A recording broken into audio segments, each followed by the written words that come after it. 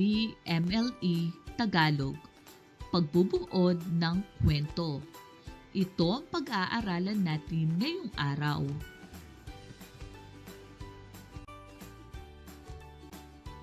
Kasanayang pagkatuto at koda. May papakita ang kawilihan sa pakikinig at pagbasa ng kwento sa pamamagitan ng pagbibigay ng buod.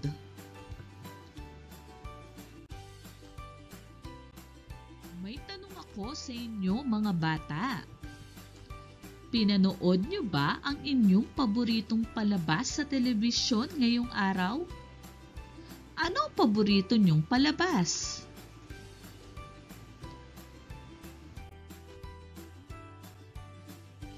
Ano naman ang paborito ninyong pelikula?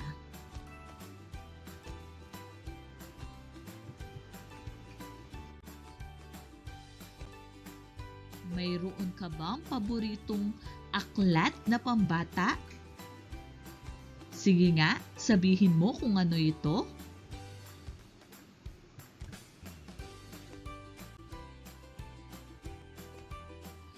Ang pagbabasa at panonood ay ilan lamang sa mga uri ng libangan.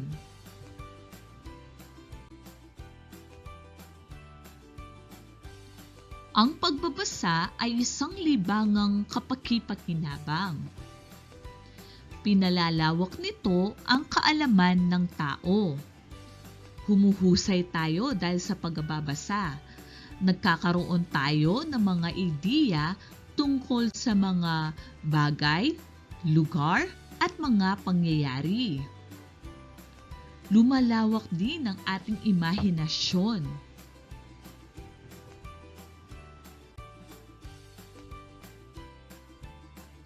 May mga pagkakataong ang anumang binasa o napanood natin ay ibinabahagi natin sa iba. Sa pagbabahagi nito, pinapaikli o binubuod natin ang kwento, kaya tanging ang mahahalagang pangyayari na lamang ang ating ikinikwento sa iba. Tinidiyak natin na buo pa rin ang mensahe ng kwento kahit ito ay maikli na.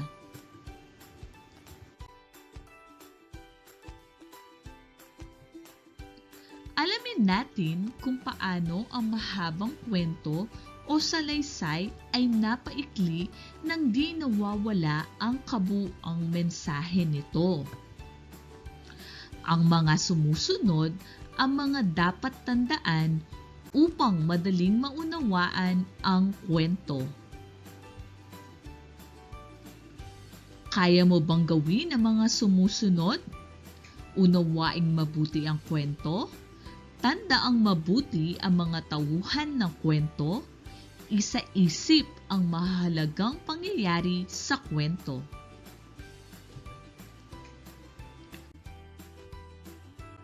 Ang pamagat ng ating kwento ay disiplina. Isang araw, habang nakaupo ang magkapatid na sina Ana at Karen, napag-usapan nila ang sakit na pandemic na kumakalat sa buong mundo. Ate, napanood mo ba ang balita? Ang sakit na kumakalat sa buong mundo? Oo, ito ang sakit na tinatawag na COVID-19 na unang naitala sa bansang China at ngayon ay kumakalat na rin dito sa ating bansa.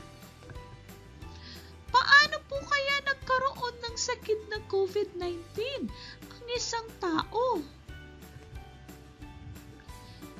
Ito ay nagmula sa virus na sanhi ng ubo, sipon at lagnat.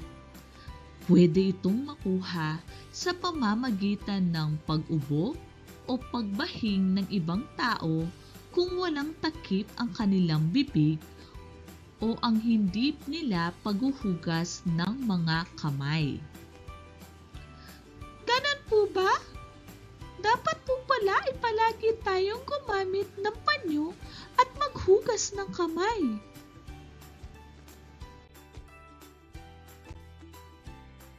Tama! Iyan ang paraan para makaiwas tayo sa sakit na COVID-19. Palagi nating dapat panatilihing may takip ang ating bibig.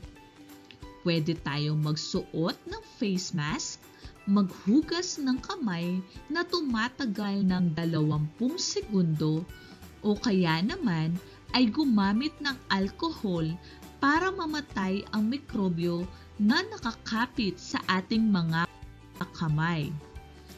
Tayo ring mga bata at mga matatanda ay hindi pwedeng lumabas ng bahay o mamasyal kahit saang lugar dahil madali tayong madadapuan ng sakit na ito.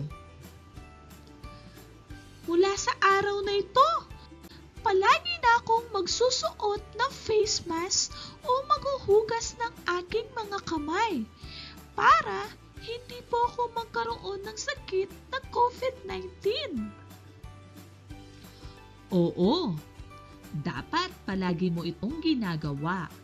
Kailangan sumunod tayo sa mga paalala sa atin. Opo! Dapat lahat tayo ay magkaroon ng disiplina sa sarili para iwas COVID-19. Mula noon, palagi nang sabay maghugas ng kamay ang magkapatid at hindi na rin sila lumalabas ng kanilang bahay.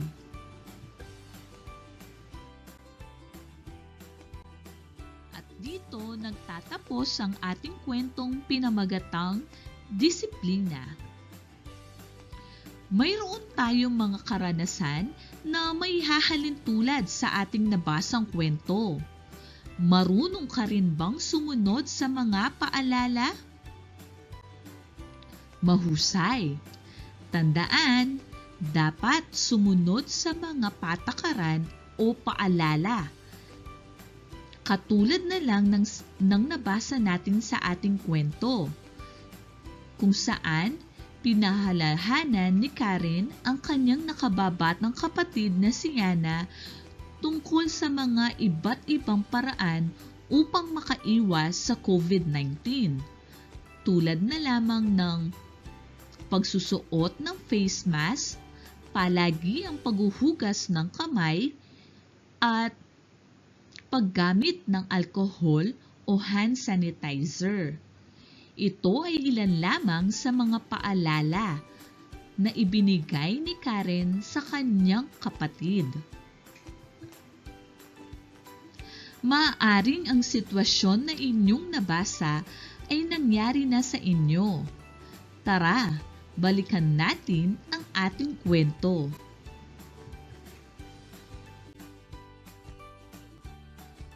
Sagutin natin ngayon ang mga sumusunod na tanong.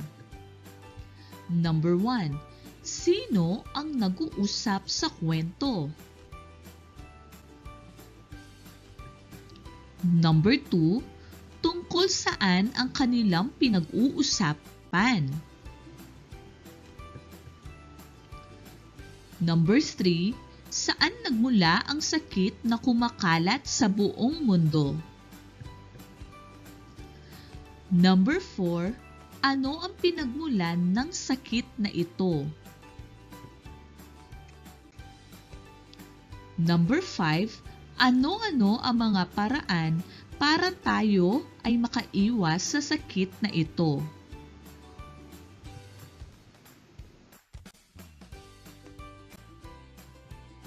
Ngayon, subukan nating gawin ang buod ng kwento. Tandaan, sa pagsulat ng buod, pinapaikli natin ang kwento. Kinukuha lang natin ang mga mahahalagang pangyayari na nabanggit. Narito ang buod ng kwento. Isang araw, nag-usap ang magkapatid na sina Ana at Karen tungkol sa COVID-19. Nabanggit ni Karen kung paano nakukuha ang coronavirus. Sinabi rin niya na ang paghuhugas ng kamay, pagsusuot ng face mask at paggamit ng alkohol ay ilan lamang sa mga dapat gawin upang makaiwas sa sakit na ito. Lubos na naunawaan ni Ana ang mga impormasyon na binanggit ni Karen upang maiwasan ang COVID-19 at mapanatiling malusog ang kanyang katawan. Ito ang buod ng kwento na ating binasa. Kung inyong mapapansin, ito ay maikli, ngunit nandito ang mga mahalagang pangyayari na nabanggit sa kwento.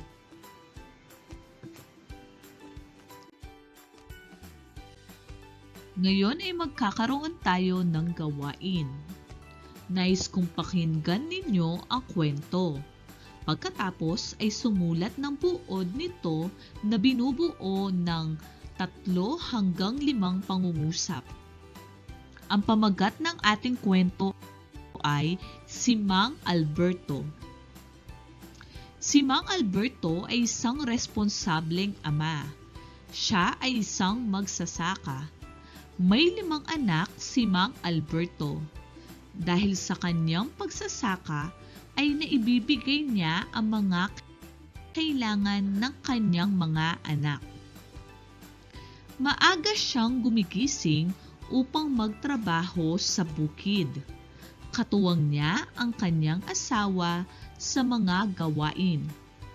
Sa kanyang pagsisikap ay napagtapos niya ng pag-aaral ang kanilang mga anak. Sa ngayon ay mas malawak na ang kanilang lupain at mas maginhawa na ang kanilang pamumuhay. Ngayon, nais kong sumulat kayo ng buod ng kwento na binubuo ng 3 hanggang 5 pangungusap.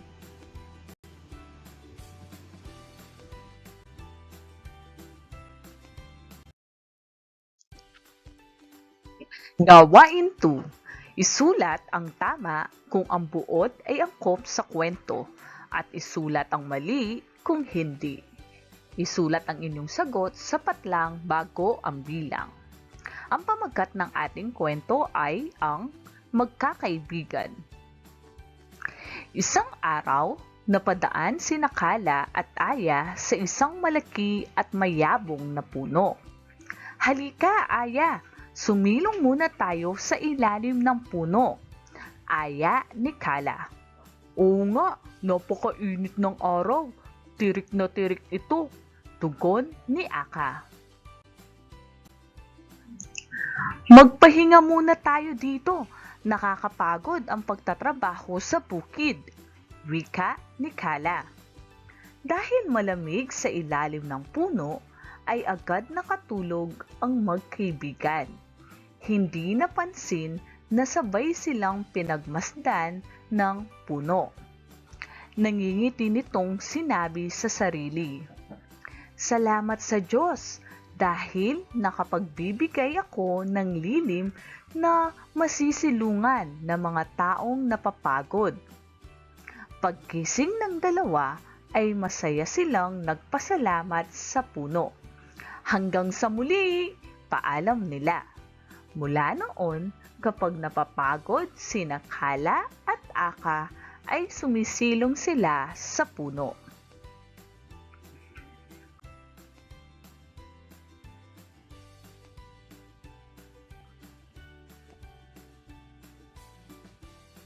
Unang bilang, tama o mali?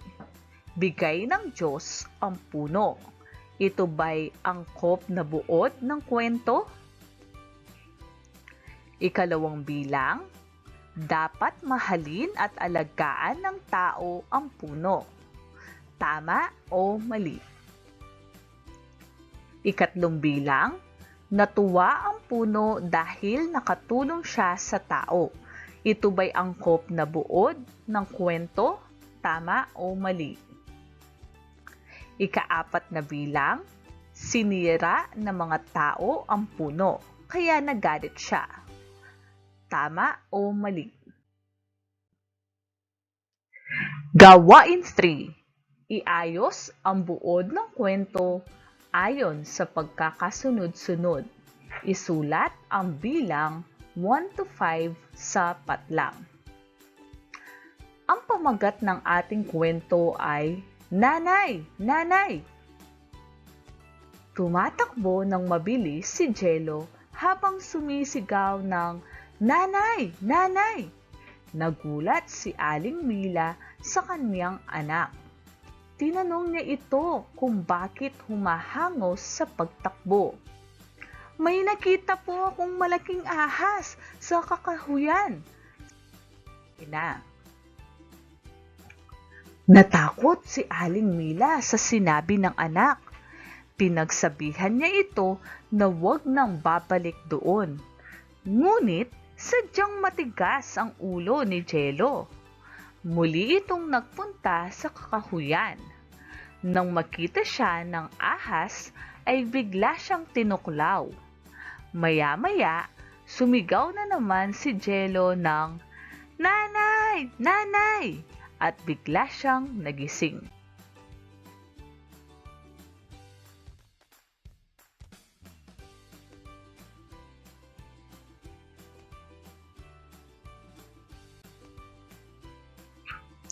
Nais kong iayos ninyo ang buod ng kwento ayon sa pagkakasunod-sunod. Isulat ang bilang 1 hanggang 5 sa patlang. Unang bilang, nagising si Jello.